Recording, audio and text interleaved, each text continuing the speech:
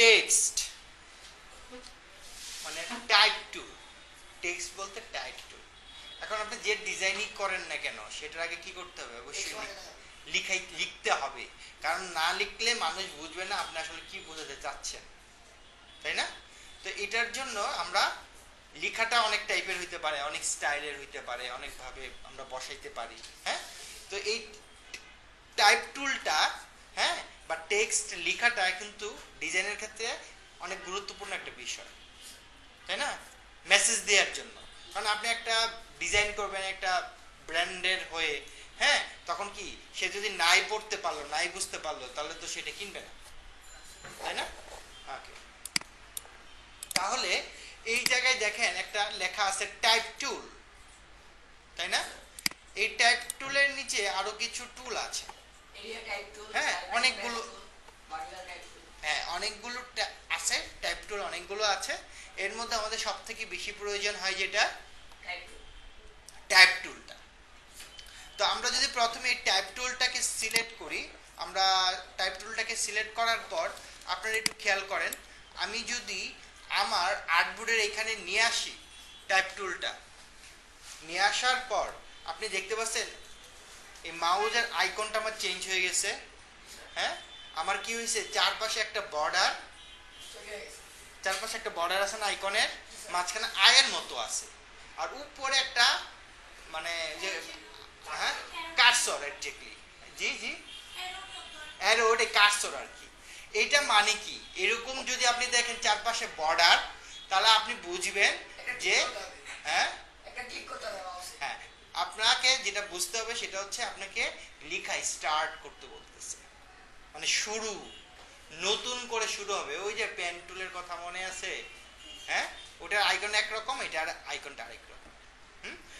দেখেন আপনি যখন এই জায়গায় ক্লিক করলাম, দেখেন আমার ওটা চলে গেছে।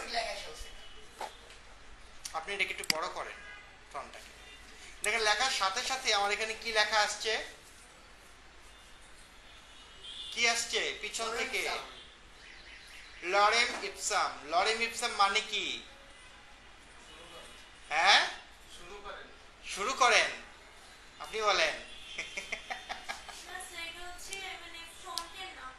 ফ্রন্টের নাম। পাশের জন বলেন। উনি বলছে শুরু করেন, উনি বলছে ফ্রন্টের নাম, আপনি কিছু একটা বলেন। ব্র্যান্ডের নাম। আর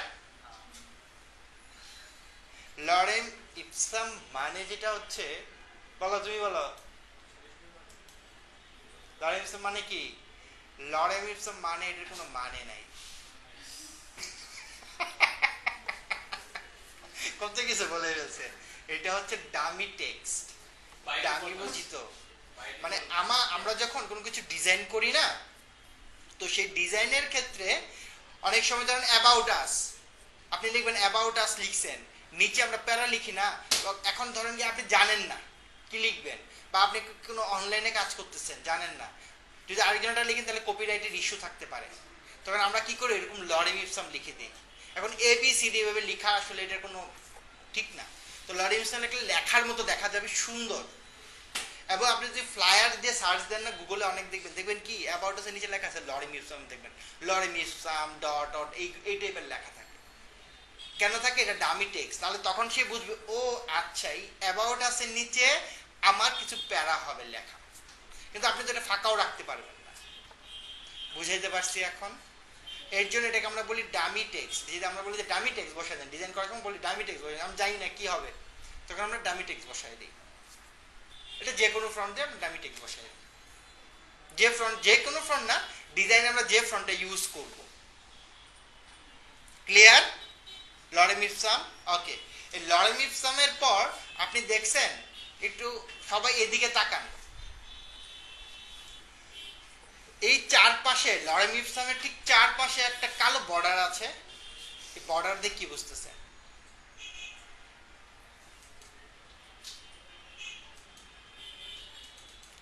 এদিকে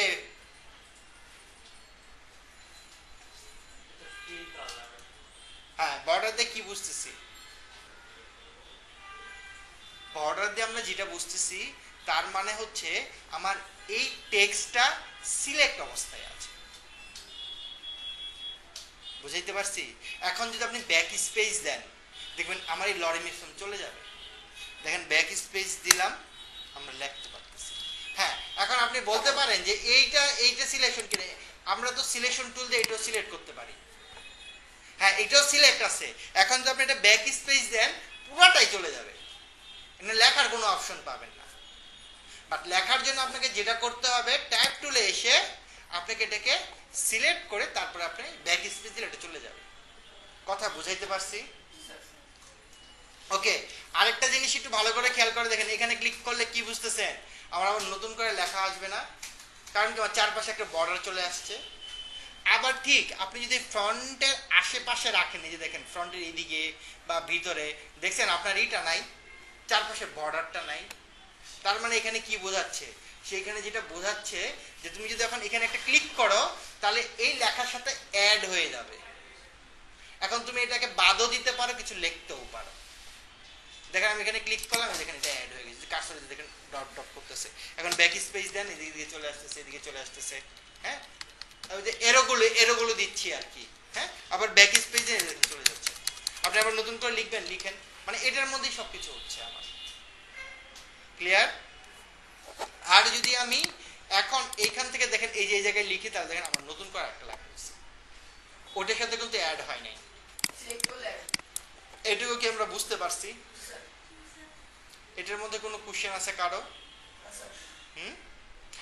আপনি যখন লিখবেন তখন কিন্তু বুঝে লেখা ট্রাই করবেন। হ্যাঁ স্যার, লেখা একটু কাট করব কিভাবে? হ্যাঁ, একটু কাট করব লেখা। লেখা কার্ভ করবা? একটু গোল করব। লেখা কার্ভ করতে গেলে অনেক কিছু করতে হয়, এগুলো পরে আস্তে আস্তে। হ্যাঁ,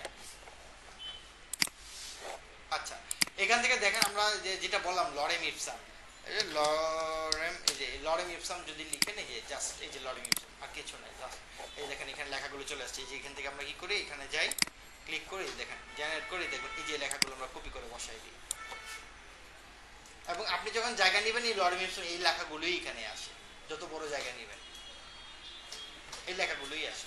ক্লিয়ার এটা?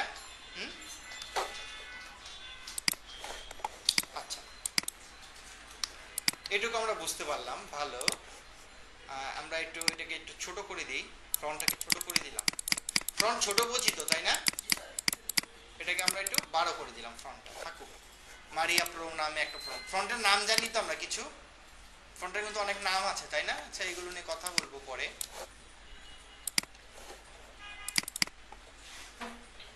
দেখেন এখানে টেক্সট টুলের আমার কিছু লেখা আছে এই জায়গায়, এখানে আমার কিছু লেখা আছে। এই লেখাগুলোকে কন্ট্রোল সি দিয়ে আমরা কপি করলাম। একটু খেয়াল করেন সবাই।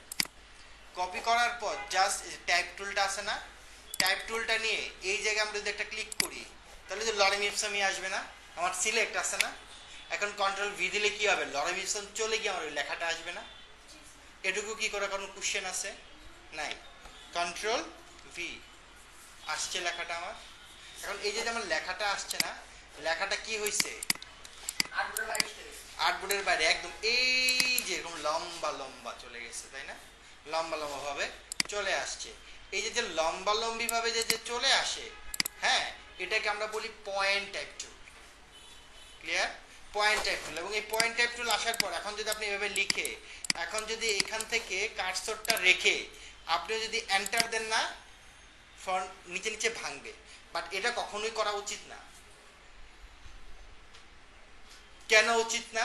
কারণ হচ্ছে আপনি এখন লিখছেন লরেম ইপসাম দিয়ে, হ্যাঁ, তখন ওই যে জায়গায় আপনি ভাঙছেন, এখন ওই জায়গায় ভাঙা দরকার নাই, এটা তো অটোমেটিকলি ভেঙে যাবে। আমার কথাটা কি বুঝাইতে পারছি না? বুঝেন নাই?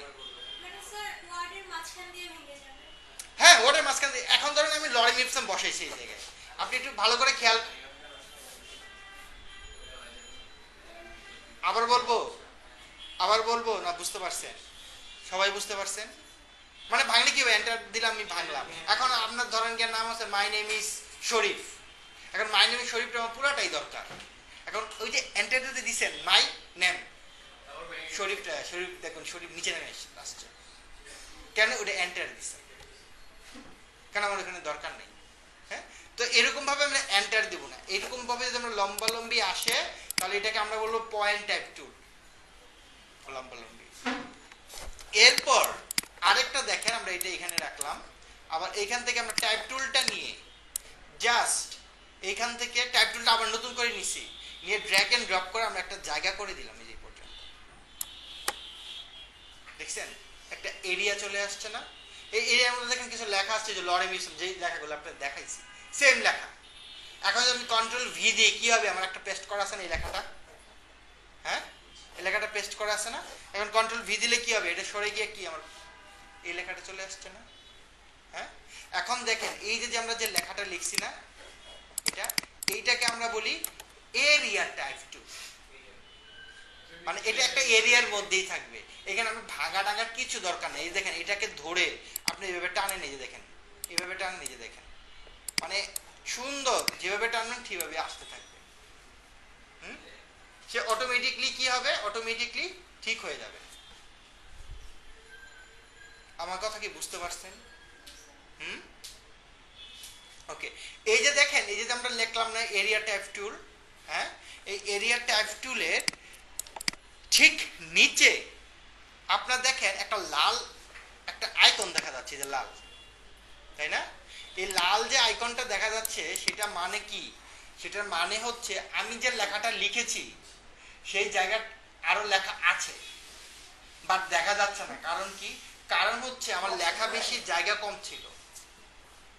আমার লেখা বেশি, জায়গা কম ছিল, এর জন্য এরকম দেখাচ্ছে। এখন যদি আপনি ওই লেখাগুলো দেখতে চান, দেখেন আমি এই যেটা টান দেই, দেখবেন নিচে দিকে লেখাগুলো চলে আসবে।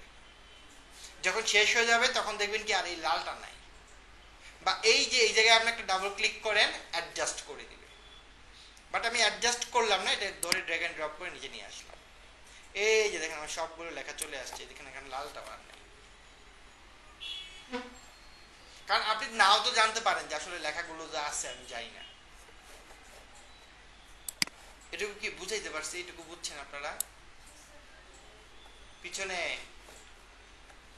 কি কনফিউশন? ওকে, এই যে দেখেন এইটাকে আমরা এইভাবে রাখলাম, কলাম করি না? আপনি যদি কলাম করতে চান এটাকে, ধরেন এটাকে এখানে রাখলাম, এই যে দেখেন এখানে আমার লেখা আছে না, হ্যাঁ এই জায়গায় আপনি জাস্ট এটার উপরে রেখে, আপনি যখন এটার উপরে রাখবেন না কার্সরটা, ঠিক নিচে দেখেন একটা বক্সের মতো আসছে, কার্সরের ঠিক নিচে ওই যে যখন এরকম একটা বক্সের মতো আসবে তখন আবার একটা ক্লিক করবেন। দেখেন আমি একটা ক্লিক করলাম, ক্লিক করছি, বক্সটা চলে গেছে। এখন একটু সরায় নেন, দেখছেন এই যে মাউজের মধ্যে আমার কিছু লেখা আসছে। এখন এই যে লেখাগুলো আছে আপনি যে জায়গায় ক্লিক করবেন ঠিক ওই জায়গায় লেখাগুলো বসে যাবে। দেখেন আমি এই জায়গায় ক্লিক করলাম, দেখছেন বসে গেছে।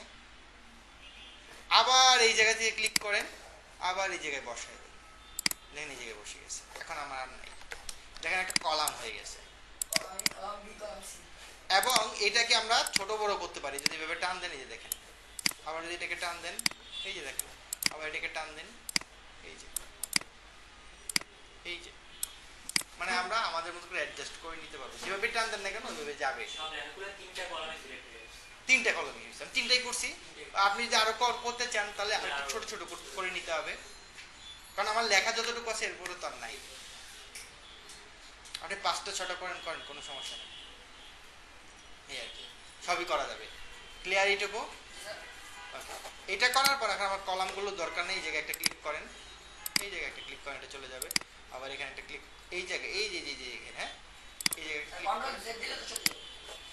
কন্ট্রোল জেড দিলে তো আপনার এখন যাচ্ছে, পরে যখন কাজ করবেন তখন কই পাবেন? বুঝেন নাই? এটুকু কি ক্লিয়ার আমরা সবাই? হ্যাঁ দেখছেন এই লেখাটা আমি যেভাবে লিখতেছি ঠিক ওইভাবে সুন্দরভাবে সে বসে যাচ্ছে। আচ্ছা, এটার পর এখন এই জায়গায় দেখেন আরেকটা জিনিস ভালো করে খেয়াল করে দেখেন, এগুলো কিন্তু লিখতে গেলে ঝামেলাই পড়বেন, অনেক খুঁটিনাটি যদি না বুঝেন ঝামেলাই পড়বেন। এই জায়গায় দেখেন এটা কি আমার পয়েন্ট টাইপ টুল না? এইখানে দেখেন একটা কি আইকন আছে না, কি ভরাট, গোলটা ভরাট না? এই ভরাট থাকলে আপনি বুঝবেন এটা হচ্ছে আমার এরিয়া টাইপ টুল, মানে এরিয়া টাইপ টুলের মতো কাজ করবে। আর যদি আমি এটার উপর ডাবল ক্লিক করি, ইয়েস দেন এই যে দেখেন ফাঁকা হয়ে গেছে। এখন এটা পয়েন্ট অ্যাড টুলের মতো কাজ করবে।